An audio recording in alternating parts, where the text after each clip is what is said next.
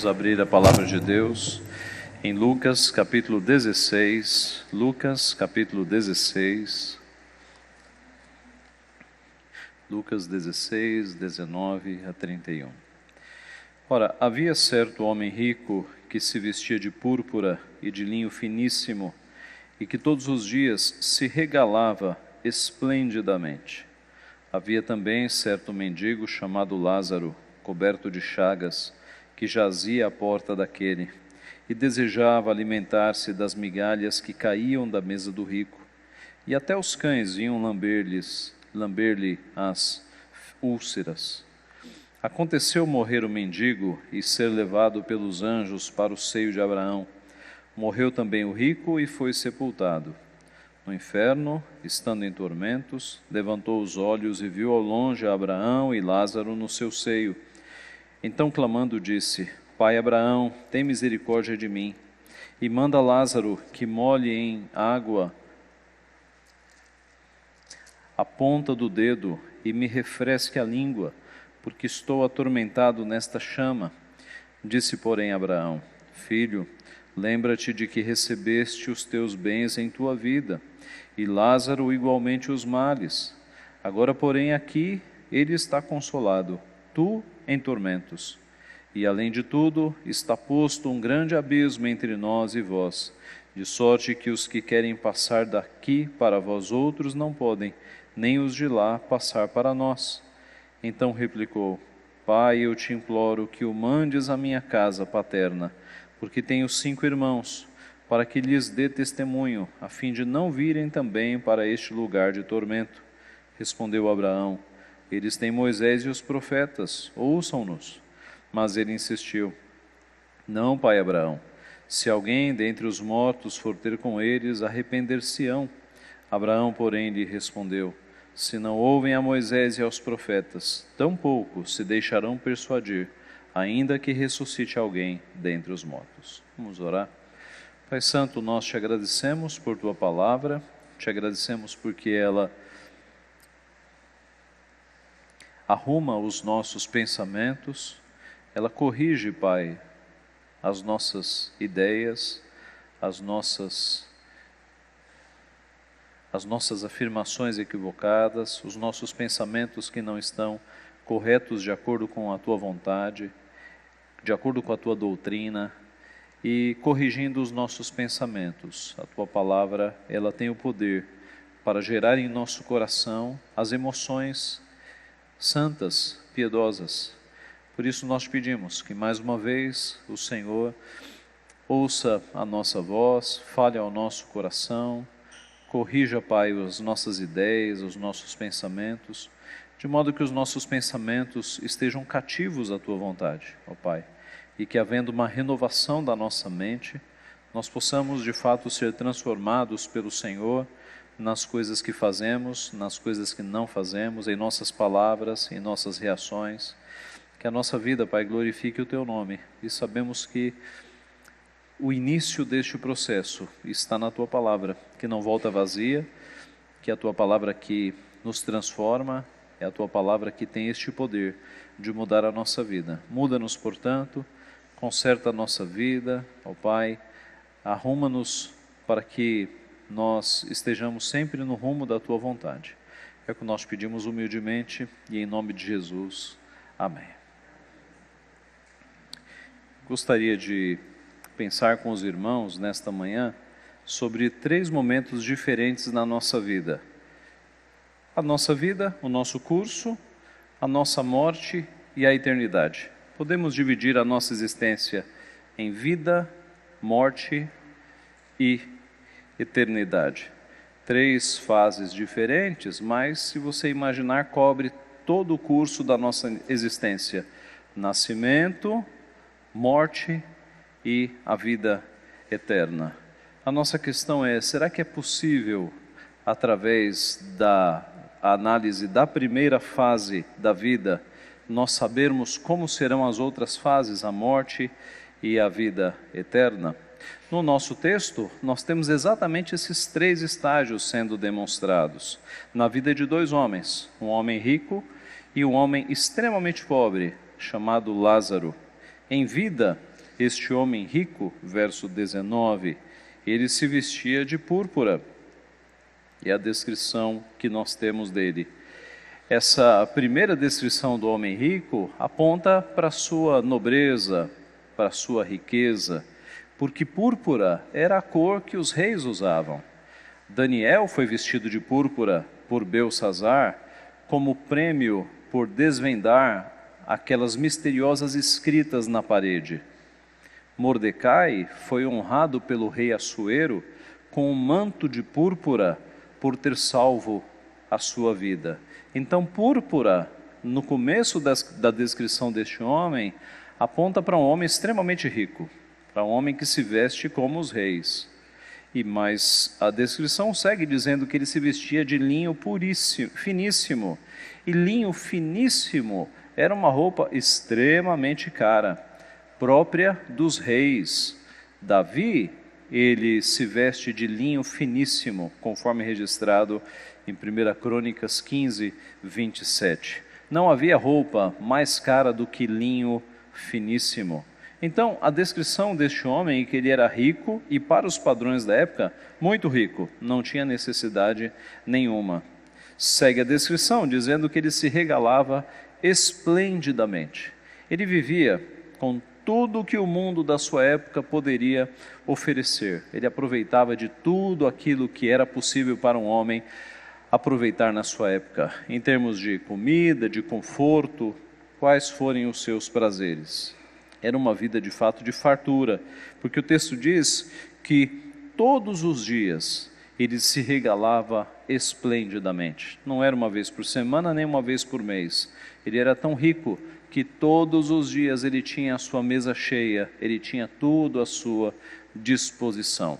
Aos nossos olhos, era um homem, do ponto de vista material, extremamente feliz. Ele tinha conforto, tinha roupas caras, tinha alimentação à sua disposição. Do ponto de vista material, muito próspero. E agora vem a descrição deste mendigo chamado Lázaro. Diz o texto que ele era coberto de chagas, coberto de feridas. Enquanto o rico era coberto dos tecidos mais nobres e mais finos, Lázaro era coberto de chagas. A sua roupa, metaforicamente falando, eram as feridas. A descrição segue e diz que ele jazia à porta daquele rico. A sua casa não era um palácio. Ele deitava-se na porta da residência, do imóvel do homem rico. Era um homem que não tinha um teto, era um homem que dormia ao relento, dormia na porta. Ao contrário do rico que tinha tudo, que se regalava esplendidamente todos os dias, este homem pobre não tinha nada. Ele desejava alimentar-se das migalhas que caíam da mesa do rico. O texto não diz que ele comia das migalhas, diz que ele tinha vontade de comer das migalhas que caíam da mesa. E diz também que os cães lambiam as suas feridas. Meus irmãos, é uma descrição terrível deste homem chamado Lázaro. A sua saúde era extremamente difícil, ele tinha algum mal que fazia com que o seu corpo estivesse cheio de feridas. A semelhança do que passou Jó lá no passado, a doença de Jó também foi deste nível, o seu corpo se encheu de feridas. Este homem dormia ao relento, ele desejava ter algum tipo de alimentação, e os cães eram aqueles que vinham lamber-lhes as suas úlceras. O texto nos mostra que este homem rico, aos olhos do nosso século, ele era bastante feliz materialmente. E quando nós olhamos para os ricos dos nossos dias, nós vemos o mesmo cenário, não é? Se vestem do melhor, comem as melhores comidas, aproveitam de tudo que está à disposição na nossa época. É a filosofia da nossa época, a filosofia secularista, que nos ensina, ou que ensina as pessoas que não estão firmadas em Cristo, a aproveitar o máximo da vida, a viver a vida intensamente, a viver o momento, a aproveitar o dia, a viver hoje, viver tudo hoje como se não houvesse amanhã. Essa é a filosofia secularista, materialista que impera na nossa época. Mas como não há nada de novo embaixo do sol, essa filosofia de carpe diem, viva o dia, curta o momento, nada mais é, meus irmãos, do que o comamos e bebamos, porque amanhã morreremos, que tem séculos. Comamos e bebamos, porque amanhã morreremos, vem desde Isaías 22, verso 13.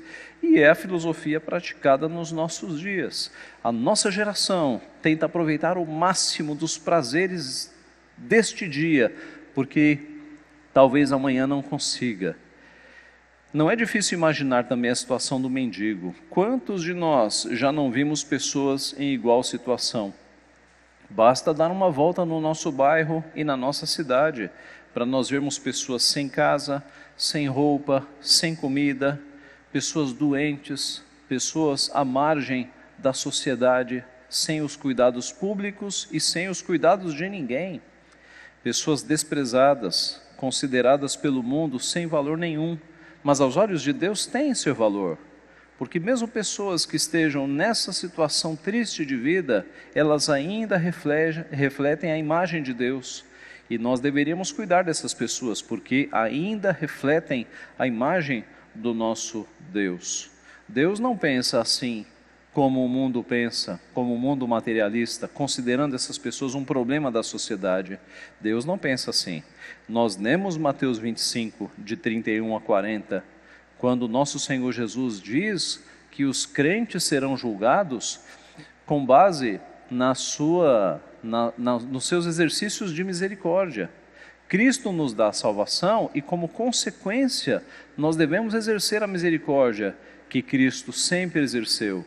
Nós devemos dar comida a quem tem fome, dar roupa a quem tem necessidade, ajudar o nosso próximo, hospedar o forasteiro, visitar o encarcerado. Cristo nos ensina isso. E meus irmãos, quando nós retrocedemos na história da igreja, nós percebemos que os crentes do passado faziam isso. A nossa herança de igreja primitiva e de período ali anterior à Idade Média sempre foi assim. O povo de Deus sempre foi aquele conhecido como um povo de misericórdia. Quando os romanos tinham meninas, né? Quando as mulheres grávidas tinham as suas meninas, as meninas eram jogadas na sarjeta, porque havia uma visão de que apenas os meninos deveriam ser cuidados. As meninas eram desprezadas e eram os cristãos que iam adotar essas meninas. Os cristãos eram conhecidos como o povo da misericórdia, como o povo que cuidava dos órfãos, que cuidava das viúvas, que cuidava dos forasteiros, que cuidava de todos aqueles que eram desabrigados. E nós, como povo de Deus, deveríamos retomar essa fama. Como? Fazendo por onde? Exercitando obras de misericórdia. Se muitas das lutas que nós travamos nos nossos dias fossem para adoção de filhos, ajuda aos mais necessitados, nós teríamos uma outra visão na nossa sociedade. Continuaríamos sendo perseguidos, mas seríamos perseguidos pelas coisas certas. Então, nós vemos que em vida estes homens têm estilos totalmente diferentes. Mas eis que vem a hora da morte, a segunda fase. E na hora da morte, a situação começa a mudar. Veja o versículo 22. Aconteceu morrer o mendigo e ser levado pelos anjos para o seio de Abraão. Morreu também o rico e foi sepultado. O rico foi sepultado. Sendo rico, ele deve ter tido um enterro com todas as honrarias de um homem rico, com todas as homenagens, não é? De alguém que é muito rico. Para o mendigo, o texto não fala nem em sepultamento. Ele deve ter sido jogado numa vala, sem nome, sem honras, sem discursos, sem homenagens. Ora, se o homem que em vida era desamparado e dormia numa porta, o que fazer quando este homem morre? Jogue numa vala, não haverá discursos, não haverá homenagens. É assim que se faz com pessoas que não têm muito dinheiro, não é? Mas observe que já nesta hora, na hora da transição da morte para a vida, nós vemos a justiça de Deus operando em favor do mendigo. Diz o texto que ele foi levado pelos anjos para o seio de Abraão. Meus irmãos, que honra é maior do que na tua morte você ser conduzido por anjos para os portais eternos? Que discurso se iguala a isso? Os anjos virem te buscar para te conduzir à casa do Pai. Eu dispenso qualquer discurso. Se anjos virão buscar você no dia da tua morte, isso não se iguala a qualquer honraria humana. Aos olhos dos homens, a morte de Lázaro foi desprezível, mas aos olhos de Deus, preciosa é aos olhos do Senhor a morte dos seus santos. Salmo 116, 15. Lázaro foi conduzido para a glória, para o paraíso, aqui chamado de seio de Abraão. Permita-me ler um trecho do livro A Prática da Piedade, de Lewis Bailey. Alguns de vocês têm este livro, que expressa muito bem o que acontece na hora da morte de um dos nossos queridos, que acontecerá no dia da tua morte. Quando Deus envia a morte como sua mensageira ao homem regenerado, ele se encontra com o salvo a meio caminho para o céu, pois a sua conduta e o seu afeto estão aí antes dele. A morte nunca é estranha nem amedrontadora para o crente. Não é estranha porque ele morreu diariamente. Não é amedrontadora porque enquanto vivia estava morto e a sua vida estava escondida em Cristo. Portanto, para ele, morrer outra coisa não é, com efeito, senão descansar do seu labor deste mundo, ir para a casa do seu Pai, a cidade do Deus vivo, a Jerusalém celestial, a uma inumerável companhia de anjos, a Assembleia Geral da Igreja dos Primogênitos, ir a Deus, o juiz de todos, e aos espíritos dos justos aperfeiçoados, e ir a Jesus, o mediador da nova aliança. Enquanto o seu corpo está enfermo, sua mente está sã, pois Deus faz a sua cama na enfermidade e o fortalece com fé e paciência em seu leito de dor. E quando começa a entrar no caminho de todo o mundo, ele, como Jacó, Moisés e Josué, faz exortações piedosas e dá conselhos a seus filhos e para que sirvam ao Deus verdadeiro e o adorem verdadeiramente. Sua abençoada alma não aspira a nada, senão bênçãos e a discursos que tenham sabor que agrade a um espírito santificado. Conforme seu homem exterior decai, seu homem interior cresce e se torna mais forte. Quando falta fala a sua língua, os suspiros de seu coração falam mais alto para Deus. Quando falha a visão dos olhos, o Espírito Santo o ilumina interiormente com abundância de luz espiritual. Sua alma não teme, mas ousa sair do corpo e ir habitar com o seu Senhor. Tão logo rende o Espírito, imediatamente os santos anjos que o atenderam desde o seu nascimento até a sua morte, levam e acompanham sua alma ao céu, como levaram a alma de Lázaro ao seio de Abraão, que é o reino do céu.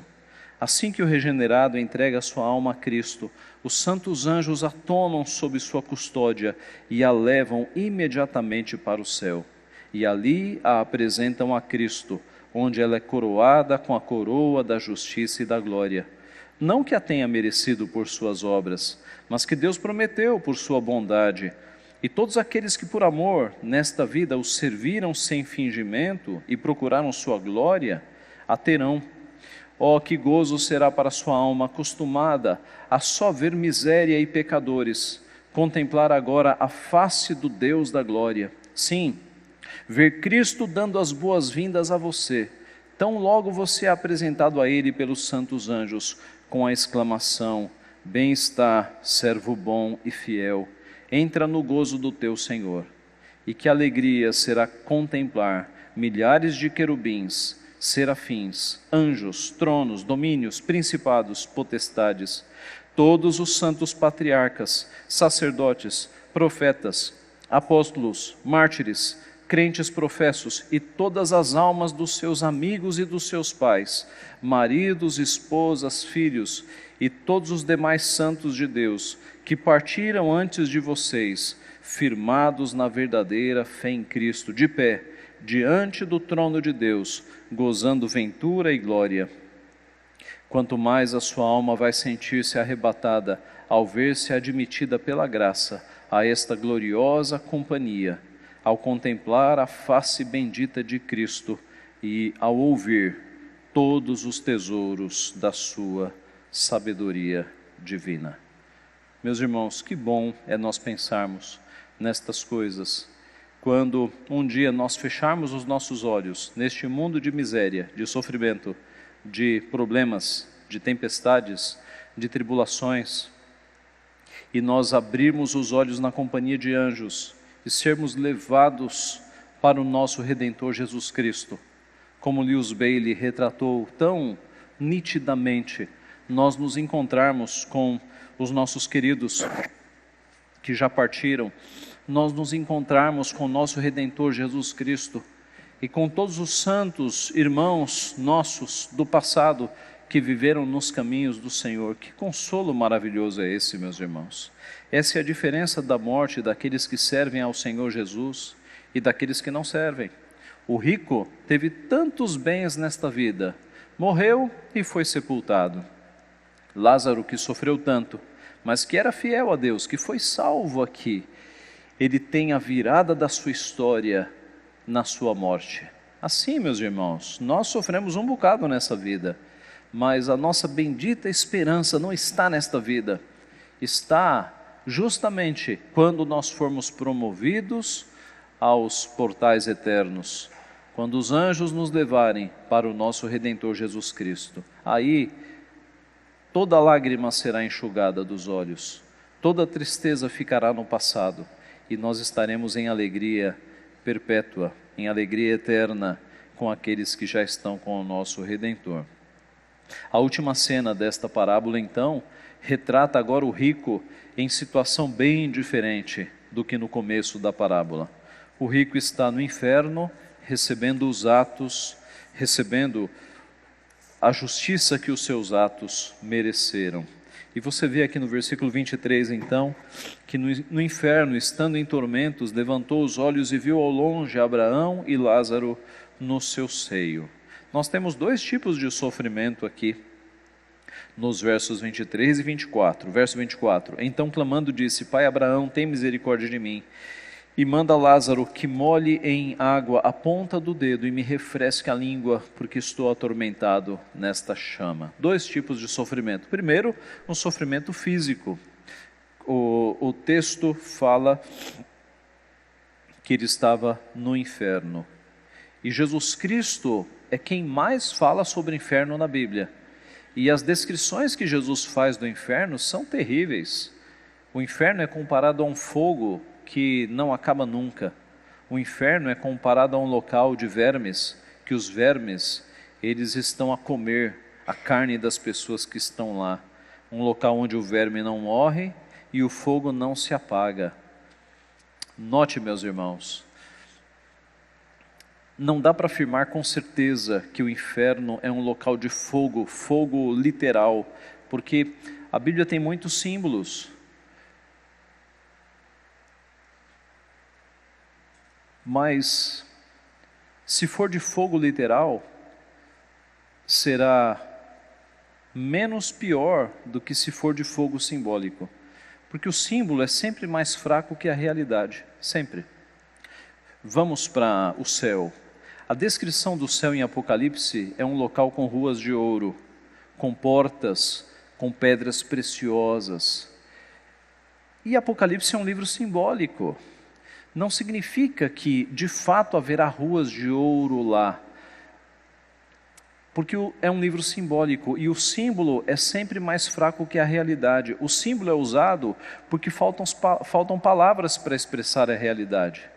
Então, seja como for, será de ouro para cima, será maior do que a descrição, porque é um livro simbólico. O mesmo acontece com o inferno. Mesmo que não seja um local de fogo literal, a angústia e o desespero será pior do que um corpo queimando com fogo. Essa é a ideia. Essa é a ideia. Os símbolos usados por Jesus são extremamente inquietantes. Imagine um local onde o fogo está te queimando e o fogo é eterno.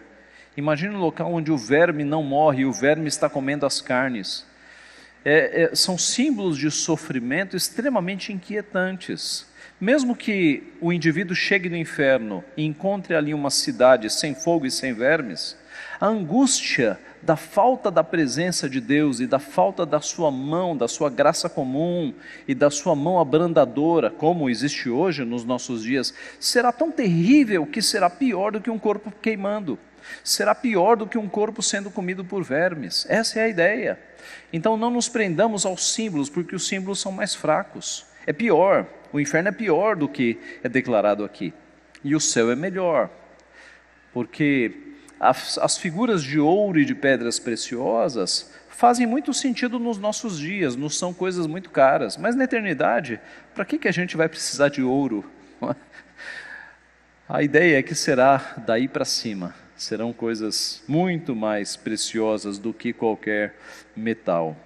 O fato é, meus irmãos, que o primeiro sofrimento é físico e o segundo sofrimento é psicológico, é emocional. É o remorso de não ter vivido uma vida diante de Deus, que durará uma eternidade. É o que ele diz aqui no verso 24. Pai Abraão, tem misericórdia de mim e manda que Lázaro molhe em ponta do seu dedo com água e me refresque a língua, porque estou atormentado nesta chama. Disse, porém, Abraão: filho, lembra-te que recebeste os teus bens em tua vida, Lázaro igualmente os males. Agora, porém, aqui ele está consolado, tu em tormentos. E no versículo 27, replicou-lhe: Pai, eu te imploro que o mandes à minha casa paterna, porque tenho 5 irmãos, para que lhes dê testemunho, a fim de não virem também para este lugar de tormento. Então nós vemos que primeiro, este rico, ele tem um remorso por não ter vivido uma vida diante de Deus, e agora ele está numa situação terrível, e é por causa disso que ele faz esses pedidos. Ele pede que primeiro, ele pede que a ponta do dedo de Lázaro ofereça algum refresco à sua dor, e que haja uma segunda chance para os seus irmãos, porque agora ele percebeu que o curso da sua vida estava totalmente errado, e agora ele está pensando em quem ficou. Eu tenho que avisar os meus irmãos que eles têm que mudar de vida, porque senão eles vão vir para este local eterno. E assim, meus irmãos, a resposta de Deus é que não há essa segunda chance. Não há de forma alguma. A palavra de Deus nos mostra, Hebreus 9:27, e assim como aos homens está ordenado morrerem uma só vez, vindo depois disto o juízo. Não há segunda chance. Também não há comunicação entre o mundo dos mortos e o mundo dos vivos. Note, é uma parábola, né? Jesus Cristo criou essa parábola para ensinar o povo.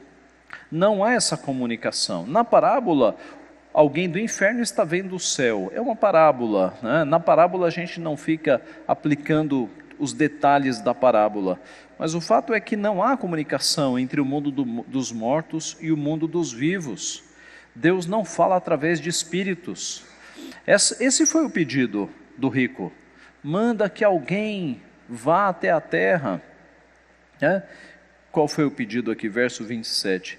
Eu te imploro que o mandes, que mande Lázaro, que já havia morrido, à minha casa paterna, porque tenho 5 irmãos, para que lhes dê testemunho, a fim de não virem também para este lugar de tormento.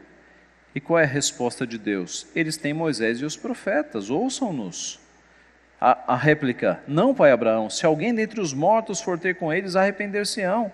Abraão, porém, respondeu: se não ouvem a Moisés e os profetas, tampouco se deixarão persuadir, ainda que ressuscite alguém dentre os mortos. Em primeiro lugar, meus irmãos, não há comunicação entre mortos e vivos. Deus não fala através de espíritos. A tese espírita de que Deus está se comunicando com pessoas vivas hoje é furada, é inconsistente.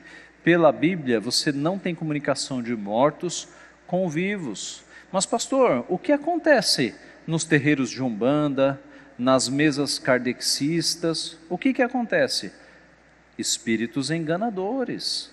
São demônios que estão nesses lugares fazendo-se passar por pessoas mortas. Ora, a literatura é extensa nesse sentido.